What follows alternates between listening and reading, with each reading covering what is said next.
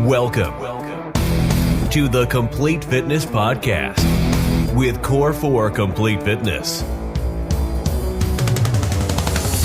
Your episode is starting in 3, 2, 1.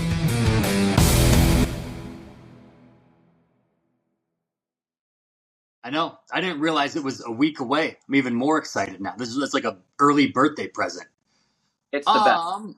Hello, peoples. Before we start talking about football, welcome to the Complete Fitness Podcast. Hope you guys are having a great day. Like always, before we dive in, if you could do us a small favor that will take probably 0.5 seconds of your life.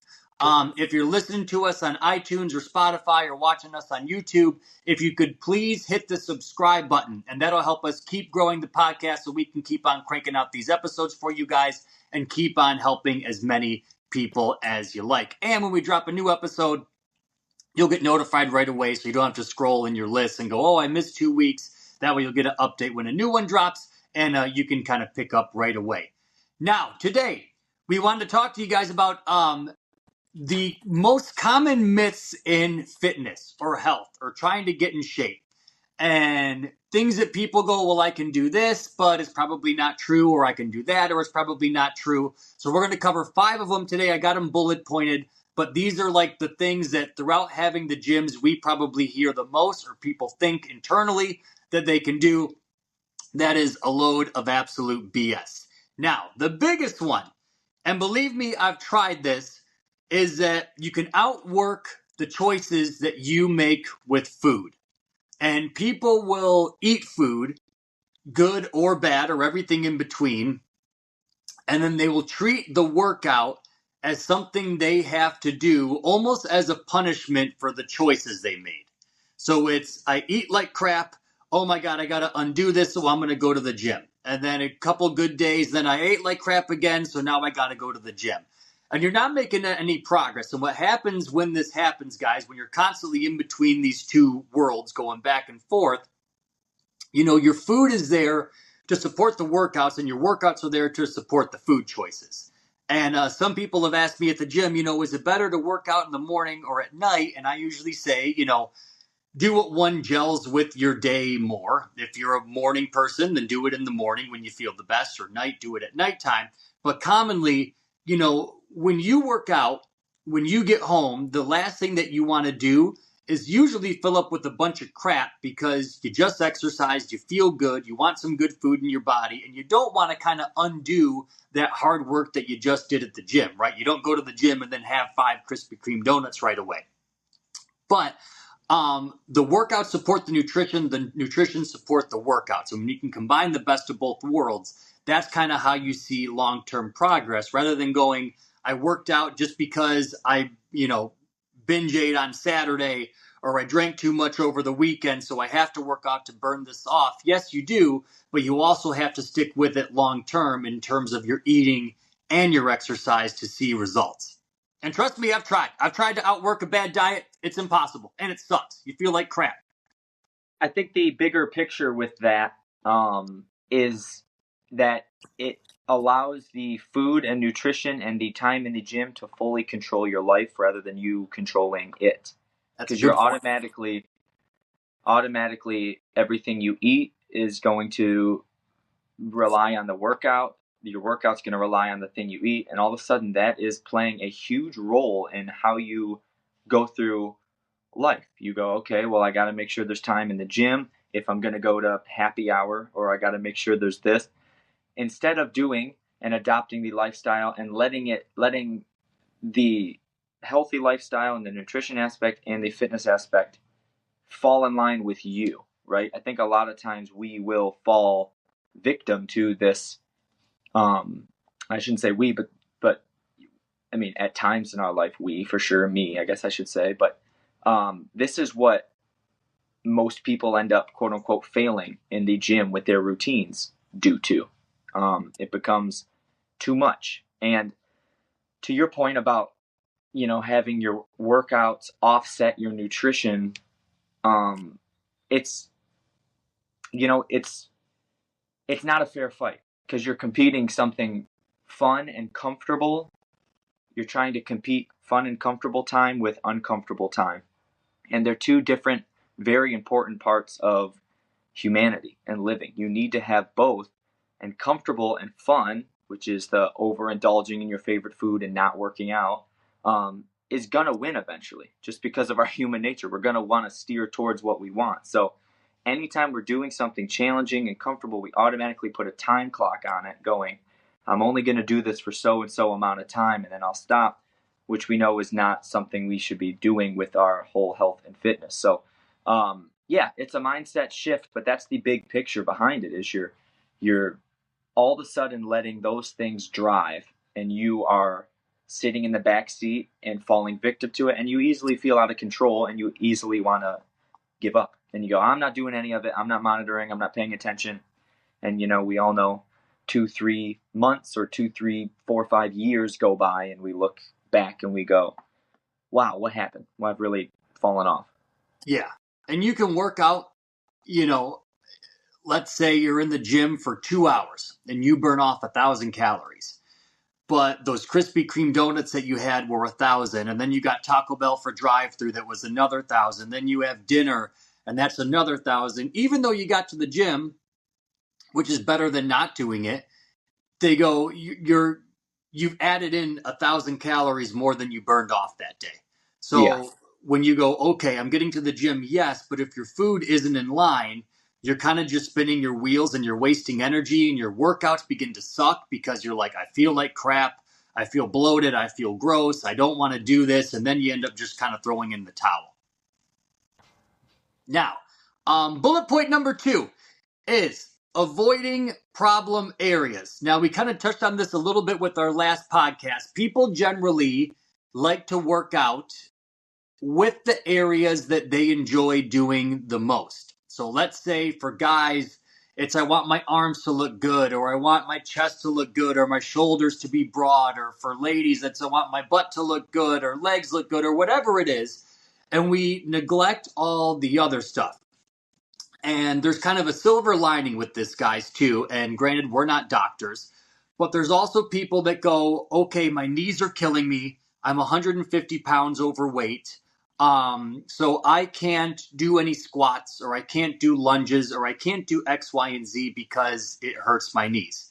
And when you lose 1 pound of body fat or 1 pound of weight off the scale, that relieves 3 pounds of tension from your knees and your joints. So it's a 1-to-3 ratio. So if you're constantly avoiding going, okay, I'm not saying you have to go do jump squats or a billion squats out of the gate, but you have to remember, if you don't use it, you lose it. If your body's in pain because you're overweight or you don't exercise, or there's these areas that you've let either atrophy or you've neglected for a long period of time, they're not going to change overnight without you putting in some sort of effort. And that's not to say, again, you have to go jog a mile if you have bad knees, but doing things, okay, how can I work around this? Can I do wall sits?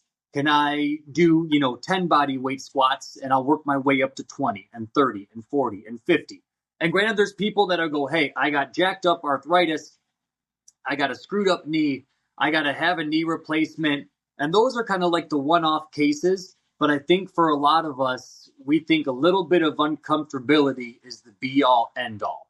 When there's another side of the coin that you can flip, but you go, okay, if you get this weight off or you get this away, all of a sudden your joints feel good, you're more mobile, you can do things, you can move, and now these knee problems went away just because you found kind of a healthy, medium to be able to work around these problems. Yeah, it's right along the lines with spot training for those who are like physique competitors. They're like, oh, I want my abs to look good, so I just started doing crunches and crunches and crunches and crunches and crunches. It's like, well, that's not how it works. Like, you need to really be spending a lot of time training legs. You need to be doing a lot of cardio, and you really need to be paying attention to your nutrition, because if you want good looking abs, you need to have as little body fat on your body as possible, because that's where we tend to, everyone's different, but that's where we tend to store, especially guys, where we tend to store. It goes to our gut. So if you want to do that, so yeah, very similar. Like, you use more of the injury rehab vibe, but more so for the aesthetic, bodybuilding crowd vibe. It's all the same thing. It's, and then greater picture saying, which is what we talked about in bulk the last podcast, so I won't get into it. It's an easy way to set up failure, because if the only reason you're doing anything is for one look, or to have people accept you, or to look, or like, it's going to be very short term. That's not going to be able to motivate anybody for their whole life, right? It needs to be the intrinsic thought. So if you're somebody who goes, my knee is really bothering me, I think it's because I'm very overweight. And if I think about it, taking some weight off of my body is going to alleviate the pain on my knee, and I'm sick of feeling this way, I will do it. And you can not even work out. All you can do is just change your eating habits, and you can lose, if you're big enough, you can lose 50 pounds by doing no movement, just changing how you're eating. And then after you're 50 pounds down, you go, that after dinner walk that felt like a marathon on my joints. Now it feels bad, but it feels manageable. So I start implementing those, and I'm not going to undo my diet thing, because I just did that. And then that turns into 100 pounds. And then,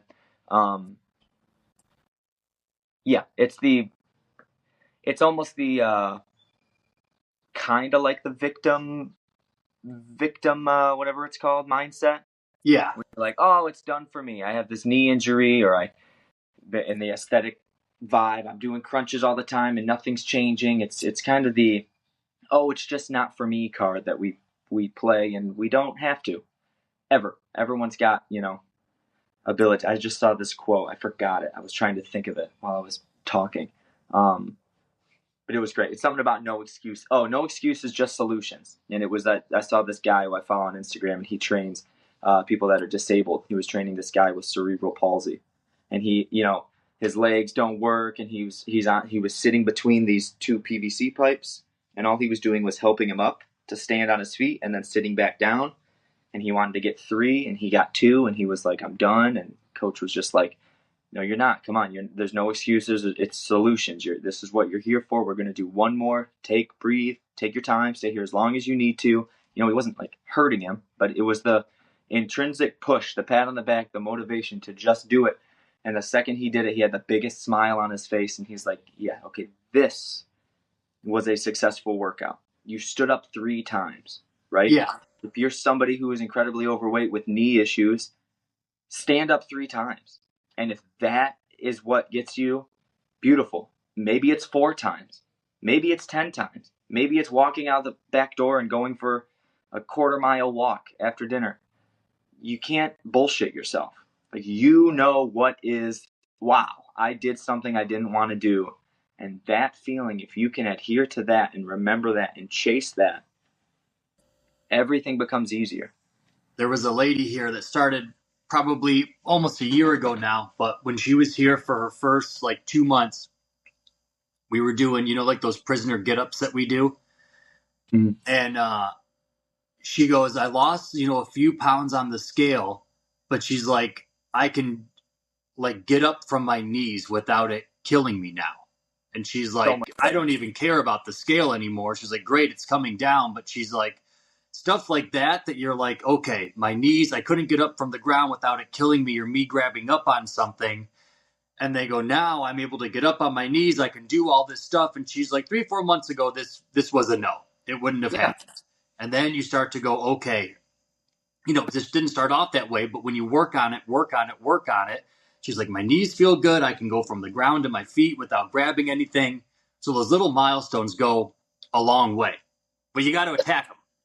Well, it's kind of like we get so lost, and this could be the current age of social media and how everything is, but it's like people forget that, and we get so stuck on, well, I don't care if I can get up and down. Do my arms look good? Does my butt look good? Do I look skinny? Like that? Yeah. Or I deadlifted 400 pounds, but I threw my back out. Now I've got a bad back. But the bros saw me deadlift or whatever, and my wife's going to think I'm hot because I deadlift. Like, whatever the stupid logic is that goes on in everyone's head. It's like, we're so, and again, this is a different topic, so I'll hinder myself, but it's doing things for the right intention, right? It's eliminating the bullshit, and that woman going, yeah, I was sick of not being able to get up and down off the ground, and now I can do it. That's great.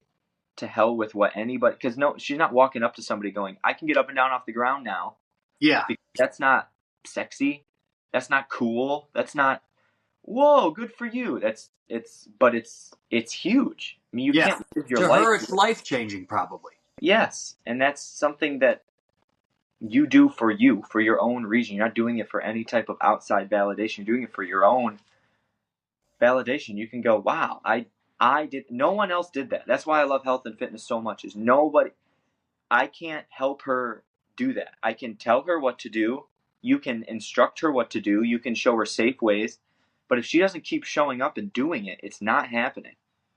So she did that. She changed her life. And that's, I think, is just so powerful and amazing, and not spoken about enough. We go, oh yeah, it's cool, it's amazing. Let's move on. Oh, did you see what the CNN is saying? And then it's just like everyone just gets lost in this cluster of stupid stuff. Did you see Rihanna, what she looks like after her baby? It's like, what? Come on. Yeah. You just learned how to walk. This guy. So, I mean, come on. Well, that's the biggest thing with people too, is I'll tell them, they'll go, oh, thank you for doing this, or I couldn't have done it without you. And like, there's a part of you that makes you feel good, but I always tell them, I'm like, we didn't do anything. We told you what to do. No. But if you didn't show up every day and actually do it, I'm like, all that was for nothing. I was like, Yep. You're the one that came in every day when you didn't want to sometimes. And I go, but look at you now because of it. I tell people, I say that we have about 170 members. I said I've met about 10 times that amount of people. Yeah. Right, who have come in, stuck around for 2 weeks, and have convinced themselves they're out and have been out. It's like, it's not. At some point, it's you. I don't give any. There's no special treatment. There's no anything. It's like, and also at the same time, I'm doing it too. Like, I think we kind of almost glorify or see these people that we look up to and admire and be like, well, they're doing it too. Like, I also know I'm showing up every day too, right? So, or you show up every day too, and we do the same thing. So with experience and all this stuff, it's like, You get it. You're you like, can say it till you're blue in the face. It doesn't matter. It doesn't matter. Like going through school, if you wanted to become a mathematician and you just cheated on all the tests, yeah, you might get the paper that says you're a mathematician, but you're not a mathematician. You don't know anything, So it's the same thing. You can go to a gym and you can learn all the experience, everything you need to know to do it. But if you don't do it and do it consistently and do it when you don't want to and do it for a long time, nothing's changing. This kind of piggybacks onto our next one, but we've talked about it before, but the mindset that it's either a pass or fail, or you have to be perfect every single day, or you're completely messed up. And with a lot of people, it's either one or the other. And usually what happens is Monday through like Thursday afternoonish, they're good, partially because they might feel guilty about what they did over the weekend. And then Friday comes and they have like kind of this reward mechanism built into their head where they go, I was good for 4 or 5 days. So now I get some freedom where I can drink, I can eat whatever I want, I do this. They feel bloated, they feel gross on Sunday, and they beat themselves up again. And, being a healthy individual is healthy in all aspects of your life. That means socially, that means physically, that means kind of doing the things that you're doing over the course of the week and the weekend, knowing damn well you're going to have a birthday party, you're going to have a wedding, you're going to have barbecue, you're going to have these events that come up, but not letting them completely derail you. Where people get extremely off track is when you tie in more of those loose cannon days than days that were actually on point. Where, if you're going out Friday, Saturday, Sunday, it's out to breakfast, we'll order a pizza after that. All right, I had a salad on Monday and Tuesday and Wednesday, but then Thursday comes, it's happy hour again. Like, there's never any progress. It's always 2 steps forwards and 2 steps backwards. So the myth of like being a perfect individual in terms of being healthy is realizing, kind of when you bought yourself a little bit of wiggle room. And the best analogy that I've ever heard was to treat your health kind of like a bank account. And at all times, you're either adding or withdrawing from that bank account. And the more additions you can make, eating healthy, getting to the gym, drinking your water, focusing on protein, that bank account starts to, that health bank account gets bigger and bigger and bigger. And then if you have to take a small withdrawal because you have a wedding or a party or a graduation party or it's a birthday, you're like, okay, I took a small withdrawal, but my bank account is still nice and juicy and everything is good. However, when you're taking too many withdrawals over and over and over again and you're not adding in enough deposits, all of a sudden you're like, I'm a mess. I have no consistency. Everything is all over the place. So it's not about being perfect, but to keep building your bank account over time. So if you do have to make a periodic withdrawal here and there, you go, okay, I'm still healthy. Everything is still good across the board. I know that I took a withdrawal, just like your bank account. You don't go on 15 vacations, in succession because you would have no money left. So you work, you build it up, and then if you're like, okay, let's take a trip next year, you know that you're covered and you're safe, and it's not going to be completely detrimental to you. Yeah, I always looked at it as great. Like you said, it's the all or nothing. It's the perfect pass or fail. It's not like pass or fail because I know better than anybody. 65% is a pass, baby. That'll work. That'll get you that high school diploma. Like Tommy Boy. I got a D plus. I got a D plus. So if 65% of the time you're absolutely perfect, quote unquote, you'll be doing okay. It's not the best. You're not going to be on a stage competing somewhere or some world-renowned athlete, but you'll be all right, But we get this mindset that it's perfect or fail. It's getting a 100% on your day. Your diet is absolutely flawless. Your workout was as hard as you could have gone. Your sleep was perfect. Your stress management was perfect. Your happiness, everything was perfect. Otherwise, it's an F. You're doing something wrong. And that is just, it couldn't be further. So I always kind of look at it as a grade. Now, you want more A's than D's. Don't get me wrong. You want to be in that 90 percentile. And you'll just know that there's pockets. Some semesters of life, you're getting straight A's. Some semesters of life, a B fizzled in there. You had a C, but you're still, you're not failing. You're not really letting go. That's really when you fail, is you basically got to do nothing. But it's the same thing, that all or nothing approach is detrimental to our health. Life is a long, long time, hopefully, for everybody. And if you think you're going to be perfect your whole entire life, you got another thing coming. That's not how it works. So being able to understand your shortcomings and failures, quote unquote, and to be able to work with them in real time to fix them and overcome them and grow and become a better person after things, is what life is. And the same can be applied to health and nutrition. You can always look back at times and you go, oh, that was rough. Like you were saying when Viv was born or Ella was born, you look back at it going, yeah, that was a tough time. What the hell did I do? But by no means does that mean you're an unhealthy person. No, you experienced life. It knocked you down for a sec and you got back up and you're stronger. And now you have that experience, right? If something happens like a third child, you're going to know. You're going to know how to respond. Jump in front of take an accidental flight down the stairs on accident. What else, peoples? Next one, and we touched on this a while back, but if the scale goes up, that means that I'm doing something wrong. And we've said there is 1,001 reasons that you can manipulate the scale to go up or down. And just because it goes up, you could be doing everything correctly, but did you drink a lot of water? Are you holding on to water? Are you bloated from the day before? Did you have too much salt? Do you have to go to the bathroom? Either number one or number two. Is there food in your belly from the night before? All these things can make the scale go up. And you can even have all like 5 of those things tied together. But the big picture, you go, oh my gosh, I'm doing everything right. Why isn't the scale cooperating? All those things play a big factor. I've mentioned it in here before, but the scale is the most convenient tool that we have. It's quick. It's easy. You just got to step on it and it spits out a number.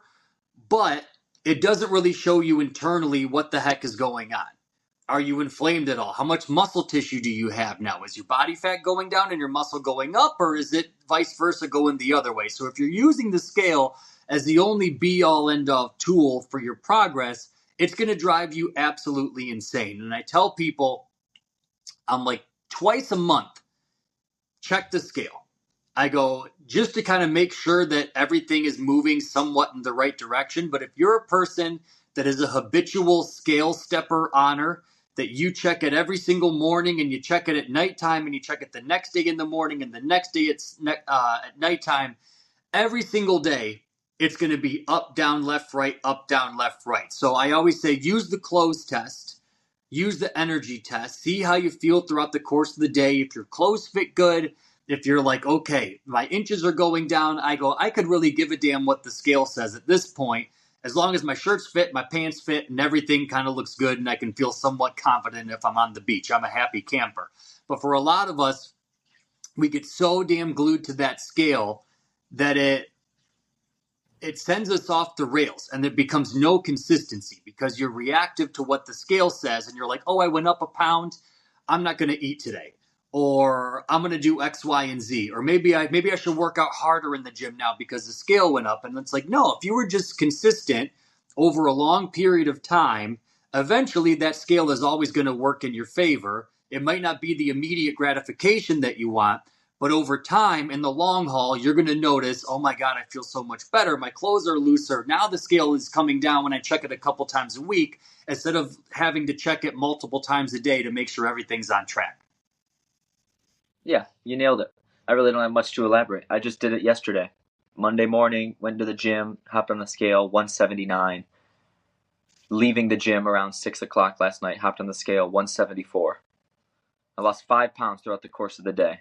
But everything, all the crappy food I was eating on Sunday, the diet, the drinks I had Saturday night, everything is just like, you get back on the horse, you work out, every day whether or not, again, this gets back to the start, so I'm just going to repeat myself, but every day whether or not you challenge yourself or not, and that's what you need to do. That's the difference. Yes, we need to eliminate comfort 100% of the day. We got to do something challenging physically. That's why we think fitness is so important. You do the challenging thing. You make the sacrifice. Instead of having a beef and cheese burrito, you have chicken and broccoli for lunch. Like, you just make a little adjustment and you go, yeah, this wasn't the most comfortable. It would have been easier to go in the break room and eat pizza, but I ate my lunch that I brought. It would have been easier to skip the gym, but I didn't. And it's so much more than just the physical aspect of it. It's the whole mindset and mental growth of a human being. It's so, so, so important. Comfort zones are dangerous. Comfort zones leads to Stagnant. Stagnant leads to an emotional torment. We struggle emotionally. We're not supposed to do that. We're supposed to be overcoming shit. And, we live in a society where we don't have to really do it anymore. So it's kind of nice. Press a button on your phone, food's delivered. Press a button on your phone, packages are delivered. But, it's not a coincidence that all of the anxiety and depression rates are all through the roof, all the medication. Obesity's through the roof. We've lost and it's such an easy thing that, somebody hearing this might go, I don't know that that's true. Why would you want to purposely be uncomfortable? Try it. It becomes your new norm after a while. Well, the things that aren't to you uncomfortable aren't uncomfortable for the guy next to you. I think about it with small stuff like stand-up comics, going up on a stage and then getting on an airplane and traveling and staying up late, getting on an airplane and traveling, and then also once they get there, they have to perform and they can embarrass themselves and they can do it just because I listen to them a lot. I'm fascinated in the lifestyle. I think it's super interesting and funny and cool. But I'm like, I wouldn't last 2 seconds because even the travel I would hate because I don't even really like flying that much. But it's like, well, they do it so much that's their rest. They go, oh, okay. And then getting up on a stage in front of a bunch of people, how scary would that be? And they go, well, it is, but you callous it and you get used to it. So now Jerry Seinfeld traveling to California to do a 3-night set at some stadium and then traveling home, that's a Monday morning in the office, clocking in with Well, your even like I'm always amazed when they talk about bombing, and I'm like, I would be pins and needles, a ball of anxiety if I had hundreds or thousands of eyeballs on me and I am just bombing the set and no dude. one's laughing. And they You were know how like, yeah, sweaty they go, I'd you be? do the first couple times and then you're just like, whatever, I'm up here. Take the Then you jokes just, or don't take the jokes. yeah. Or they blame the crowd now. They go, oh, you guys are just a bad crowd. Yeah. It's I just love the crazy. one. Did you see, oh my God. It was like a Norm Macdonald roast. Maybe it was when he was roasting Bob Saget, but he went up there and just told 10 minutes of just horrible jokes. And then you like got it like 5 minutes in, like, oh, you're doing this just to be ridiculous. Yeah. But But the that jokes like, of sitting in that he just had to just withstand. oh, well, there was no laughter. I mean, you could hear a pin drop. And then Ugh. like all the comics caught on like within 5 minutes, like you're just doing these horrible jokes that aren't funny because Yeah. you think this is hilarious to you. And then it And then you're turned like, into, okay, I'm having fun up here. And then the crowd got it. And then he yeah. got like a big clap at the end. But I was like, what a set of nuts to go up there Oh, it's and just crazy. go, I'm But going the to thing tell is, horrible jokes that nobody laughs at. And they're just going to stare at me for 10 minutes. but that's like, that's something that is earned, that he has earned, right? Like Yeah. If you do that on day one, you're like, I'm never doing stand up again. if I went and did stand up and I'm purposely just gonna have fun and be not funny, it wouldn't work. Yeah. But he's Like you well, said, he's callous. gone And now. he's like, But I've done this 100 times. yep, he's a pro. He was so good that he was able to unlock that. And so, I mean, that's a specific example of that trait, but think of it as humanity, right? If you want to unlock how to be happy, right, which is the end all be all, how to live in the present moment, which is one of the most underrated, not talked about things ever. Everyone lives in the future or in the past, and that's why we're anxious or depressed. But if you're here right now, everything's okay. If you're listening to this podcast right now, no matter what, everything is okay in this exact moment. Now, you could have been driving in your car late to work and you're hearing this going, shut up, Evan. No, it's not. You don't know my life. You're thinking about the future, getting to work late. You right now are just sitting in a car totally fine. And that is the Yeah. absolute fact. So being able to adhere to this becomes easier when you do challenging things. When there's a part of your day that physically wears you out, and every day you go, shit, I got to do that at 4:30. God, I got to do that 4:30. And guess what? You do it anyway because you're just that dude. You're just that way. You're that badass. You're that mom. You're that grandma. You're that dad. You're that friend. You're that son. You're that daughter. You're different, baby, as the kids say. Built different. You're just in the moment. I got to You make it unlock through 1 minute. Then I got to do it 1 minute again. And then it 1 minute doesn't again. own you. It doesn't own you. It doesn't control you. You don't wake up dreading the gym. You don't wake up dreading the boiled chicken you're having for lunch. You don't wake up dreading the amount of work you have to do in the office, that you have to stay late, that you have to work on this PowerPoint presentation, that you don't dread it because you just go, this is what life is, baby. This is what I do. It's not made for everybody. And you get pride in that. And I don't know, and that all comes from finding your comfort zone and just poking out of it, and it grows and grows and grows and grows, and then doing stuff like a challenging workout isn't challenging anymore. That's just a Tuesday night, baby. That Norm joke. You know how we used to tell those super long, horrible jokes? Yeah. And he had one that he was talking and it's about this frog going Oh to yeah, I was a about to bank say it. I for a almost loan. interrupted. And he Yep. like sucks you in. And you're Yep. like, okay, the punchline's coming. And he's talking. And this frog goes to the bank and the bank teller comes out. But the manager was working that day. So you're listening and you're listening. And you're like, all right, the punchline's coming. And then he's like, knick-knack, paddywhack, give this frog a loan. And everybody's like, God damn it, this is So he's laughing his ass off. And you're just like, you idiot. I just sat here for 10 minutes. just listening to this horrible joke. But that is a laugh, because then you just laugh about the fact that he got. They're like, you are so stupid. I can't help but laugh. It's almost like he was so addicted to the laughter, that everything was about the laughter, that it didn't even have to be funny anymore to get it. You can be unfunny and get a laugh. Yeah. You can do it. If you like real physical comics, like Robin Williams, right? He did the impressions, and he could move, and he was really physical. Change his face around. And Jim Carrey, like Jim Carrey is funny. He would do probably a pretty good stand-up set. Don't get me wrong, he's one of the funniest people ever. But that's not, like, all he did was be able to contort his body and do a stupid thing and talk out of his butt, Ace Ventura, and do all this stuff that we were like, okay, it's the same thing, right? You're chasing the same thing, and it's like, I don't care how, but I'm creating a laugh. And it's like Norm unlocked the fact that I bet you I can make you laugh without even being funny. The stupidest joke I can possibly tell you. And he did.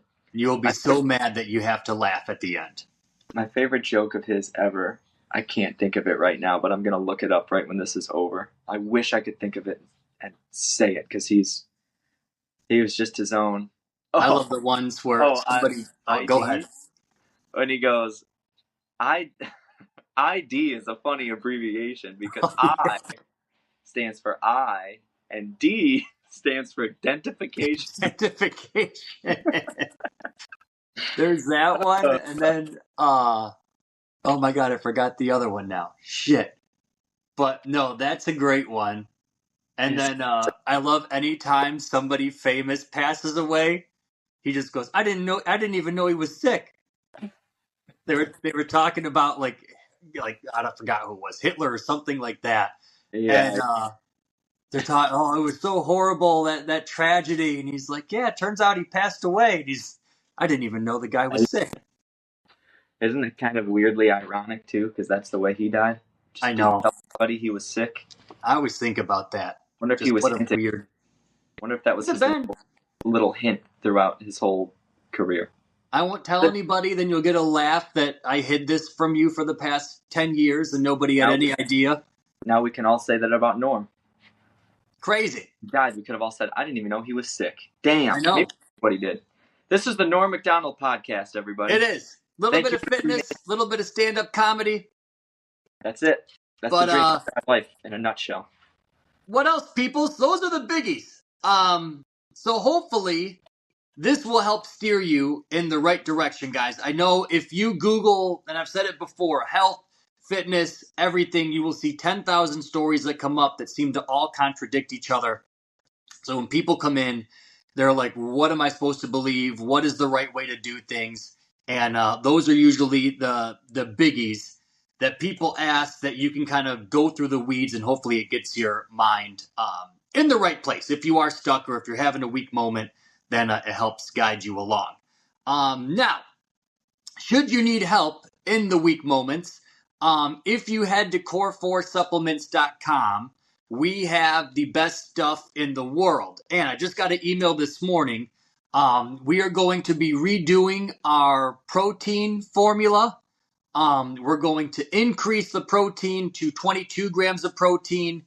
And I believe the carbs are only going to have